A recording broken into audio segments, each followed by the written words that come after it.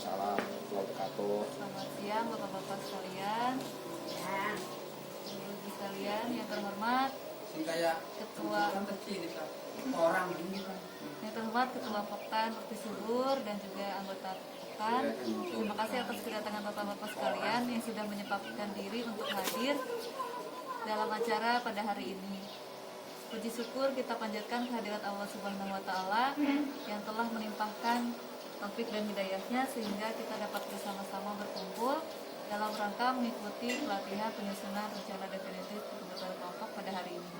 Salawat serta salam senantiasa kita curahkan kepada junjungan kita Nabi besar Muhammad SAW beserta keluarga dan para sahabatnya. Bapak dan Ibu sekalian, pada hari ini mohon izin saya untuk menyampaikan materi yang telah sebelumnya juga dilaksanakan terkait penyusunan rencana definitif kebutuhan kelompok. Tentu Bapak Ibu sudah tahu ya, sudah pernah dengar RDKK itu apa sih gitu. Nah, untuk lebih lengkapnya RDKK itu atau rencana definitif kebutuhan kelompok adalah rencana kebutuhan sarana produksi pertanian dan alat mesin pertanian yang disusun berdasarkan musyawarah anggota kelompok tani, termasuk juga perencanaan kebutuhan pupuk bersubsidi. Nah, RDKK ini wajib disusun oleh kelompok tani. Nah, tujuan daripada penyusunan RDKK ini adalah yang pertama, memberikan arah dan kebijakan, kemudian meningkatkan kapasitas kelompok tani, meningkatkan kapasitas penyuluh pertanian, juga membantu petani untuk merencanakan usulan pengadaan pupuk dengan penyediaan pupuk bersubsidi sesuai dengan azas 6 tepat. Apa itu 6 tepat? Nanti akan dijelaskan pada slide berikutnya ya Bapak Ibu ya. Kita lanjut ke manfaat daripada RDKK. Jika kita menyusun RDKK ini yang dapat dirasakan yaitu manfaatnya antara lain terdatanya kebutuhan sarana produksi khususnya pupuk bersubsidi di tingkat kelompok petani secara real atau secara benar-benar dalam format RDKK. Kemudian terbinanya petani dalam berusaha tani sehingga terencana khususnya menyusun RDKK secara mandiri berkesinambungan. Kemudian juga tersedianya data RDKK ini guna mendukung kelancaran penyaluran pupuk bersubsidi sesuai dengan peruntukannya yang menunjukkan asas 6 tepat, yaitu yang pertama tepat jumlah, tepat jenis, tepat mutu, waktu, tempat, dan juga tepat harga. Nah, ada asas 6 tepat di sini. Yang pertama yaitu terkait dengan tepat jenis. Seperti yang kita ketahui, pupuk itu ada anorganik dan organik. Nah, pupuk anorganik ini contohnya adalah urea. Urea ini memiliki kadar air yang cukup tinggi, kemudian mempercepat pertumbuhan tanaman, kemudian juga membuat tanaman menjadi tumbuh hijau. Jenis pupuk selanjutnya yaitu NPK. Manfaat daripada NPK ini memperkuat tumbuhnya perakaran, mudah menyerap zat dari dalam tanah, kemudian juga tanaman tidak tumbuh kerdil. Tepat berikutnya yaitu tepat mutu. Pupuk tersebut harus memenuhi standar mutu nasional atau SMI. Nah, ini jenis pupuk organik.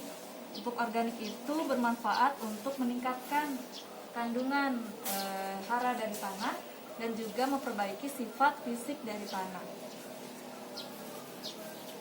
Penggunaan pupuk organik ini juga merupakan upaya untuk menjaga kelestarian lingkungan. Nah, pemerintah merekomendasikan pemupukan berimbang dengan dosis 5:3 yaitu 1 hektar lahan sawah berdasarkan spesifikasi lokasi kecamatan dibutuhkan 500 kg pupuk organik per hektar, 300 kg pupuk NPK Ponska per hektar, dan juga 250 kg pupuk urea. Nah, ini adalah harga eceran tertinggi, di mana pupuk urea itu di kisaran 2.250 per kilo, kemudian NPK 2.300 per kilo, dan organik itu 800 per kilo.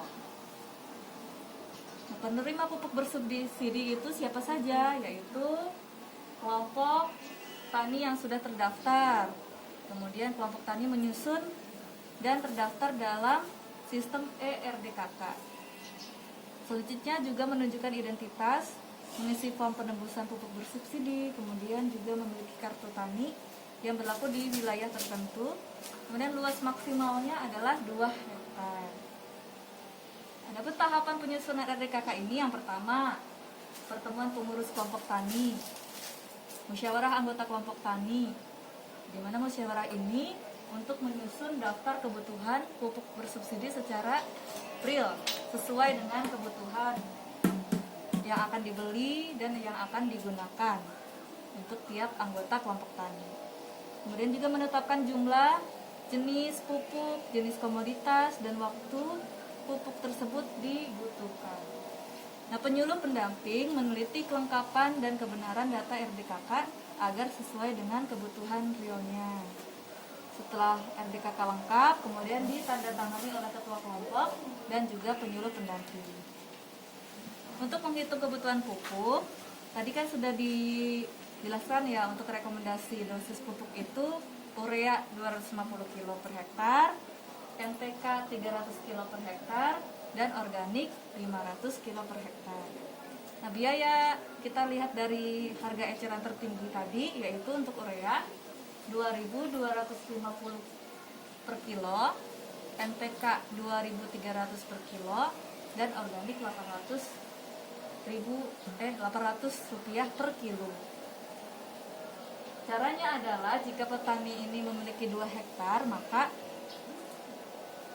cara menghitung untuk kebutuhan pupuk ureanya adalah luasan lahan dikalikan dengan dosis pupuk yang direkomendasikan. Contohnya 2 hektar lahan sawah dikalikan dengan 250 kilo, dan itu hasilnya menjadi 500 kilo per hektar. Dihitung biayanya. Nah, jumlah pupuk yang tadi telah dihitung dikalikan dengan harga pupuk per kilo. Contohnya tadi 500 dikalikan 2.250, dan didapatkanlah biaya sebesar 1.125.000. Sampai situ paham ya Bapak Ibu ya?